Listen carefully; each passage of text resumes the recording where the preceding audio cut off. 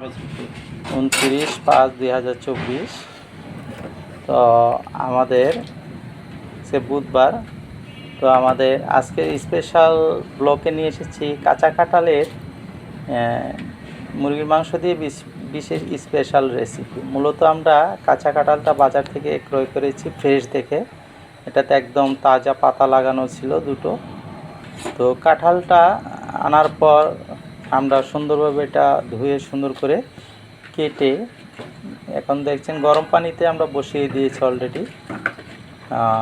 গরম পানিতে বসিয়ে দেওয়ার পর এর ভিতর আমরা কিছু মশলা দেব। এর ভিতর হলুদের গুঁড়ো, মরিচের গুঁড়ো, লবণ, এগুলো সুন্দরভাবে দিয়ে এটা পরিবেশন গরম ভাপের ভিতর বসাবো।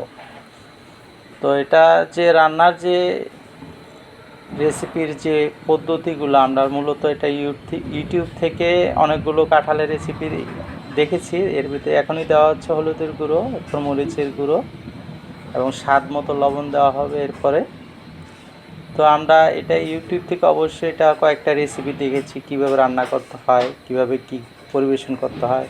হুট করে তো একটা জিনিস প্রথম পর্যায়ে রান্না করা যায় না, তো এটা অবশ্যই আগে দেখতে হয়, বুঝতে হয়, তারপর রান্না করতে। এখন আমরা এটা ভাপে বসিয়ে দিব ঢাকনা দিয়ে ঢেকে দেওয়ার পর এখন লবণ দিয়ে দেওয়া হবে, স্বাদ মতো লবণ।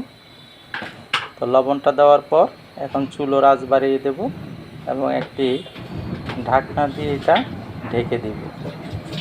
ঢেকে দেওয়ার পর এটা সিদ্ধ হতে প্রায় তো সময় লাগবে 5-7 মিনিট বা 10 মিনিট। এর ফাঁকে আমরা চিংড়ি মাছ বাজার থেকে আনা হয়েছে, চিংড়ি মাছ দিয়ে, এই যে চিংড়ি মাছ দেখতে পাচ্ছেন, এই চিংড়ি মাছ দিয়ে বেগুন কইটা দিয়ে, এটা দেশি বেগুন। দেশি বেগুনটা মূলত এর ভিতর পোকা থাকে, দেখে শুনে খুব সুন্দরভাবে কাটতে হয়। তো কাটার সময় অবশ্যই আমরা সবাই একটু খেয়াল রাখবো যে এটার ভিতরে পোকা আছে কিনা। তো অনেক সময় পোকা থাকলেও বোঝা যায় না, পানিতে ভিজিয়ে রাখলে তো বেগুন থেকে পোকাগুলো সুন্দরভাবে বের হয়ে যায়। তো আমরা বাজার থেকে যেই ধরনের সবজি আনি, যেমন কেটে তারপর পানি দিয়ে কিছুক্ষণ ভিজিয়ে রাখতে হয়, তাতে পোকা টোকা থাকলে উপরে ভেসে ওঠে। তো আমাদের এর ফাঁকেই আমরা কিন্তু কাঁঠালের যে রেসিপিটি স্পেশাল রেসিপিটি চুলাতে বসিয়ে দিয়েছে। এর ফাঁকে আমরা বেগুন এবং চিংড়ি মাছ ওইটা দিয়ে যে রেসিপি এটাগুলো কাটা হচ্ছে। এর সাথে আমরা একটা আলু দিব, আলুটা দেখতে পাচ্ছেন।